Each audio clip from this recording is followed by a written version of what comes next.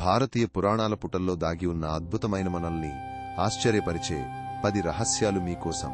ఇవి కాలగమనంలో మరుగునపడిన ఆణిముత్యాల వలె ప్రకాశిస్తాయి. అగస్త్య మహర్షి కేవలం మిత్రవరుణ దేవతల వీర్యం నుండి జన్మించడమే కాకుండా ఆయన శరీర నిర్మాణం నక్షత్రాల రహస్యాలకు అనుసంధానించబడి ఉందని కొన్ని పురాణాలు చెబుతాయి. నారద మహర్షికి సృష్టిలోని ప్రతి కోణాన్ని పరిశీలించి జ్ఞానాన్ని సేకరించడానికి బ్రహ్మదేవుడు స్వయంగా అశాంతిని శాపంగా ఇచ్చాడని, అదే ఆయన నిరంతర సంచారానికి కారణమని కొన్ని పురాణాలు వివరిస్తాయి. దేవేంద్రుడు అహల్య శాపం నుండి విముక్తి పొందిన తర్వాత అతని శరీరంపై ఉన్న 1000 కళ్ళు భూమిలోని వివిధ ఖనిజాలకు రత్నాలకు మూలమయ్యాయని కొన్ని అరుదైన గాథలు చెబుతాయి. సరస్వతీదేవి బ్రహ్మదేవుని వాక్కు నుండి కాకుండా సృష్టికి ముందే విశ్వంలోని నిశ్శబ్ద ధ్యానం నుండి ఉద్భవించిందని, అందుకే ఆమె ఆది వాక్కుకు మూలమని కొన్ని తాంత్రిక గ్రంథాలు వివరిస్తాయి. శ్రీ మహావిష్ణువు సుదర్శన చక్రం కేవలం అగ్నిజ్వాలలతో కూడిన ఆయుధం కాదని, అది కాలగమనంలో సృష్టిస్థితి లయలను నిరంతరం నడిపించే ఒక విశ్వరూప చక్రమని పురాణాలు చెబుతాయి.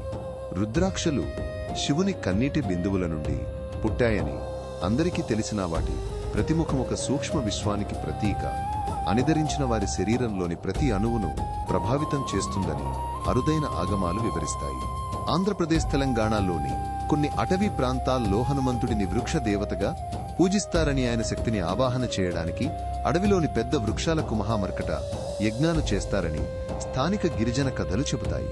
కలియుగంలో గంగా యమున వంటి పవిత్ర నదుల నీరు కేవలం భౌతికంగా కాకుండా ఆధ్యాత్మికంగా పవిత్రంగా మారడానికి కారణం పూర్వం అవి సప్త ఋషుల తపోశక్తిని తమలో లీనం చేసుకోవడమేనని కొన్ని గోప్య పురాణాలు చెబుతాయి.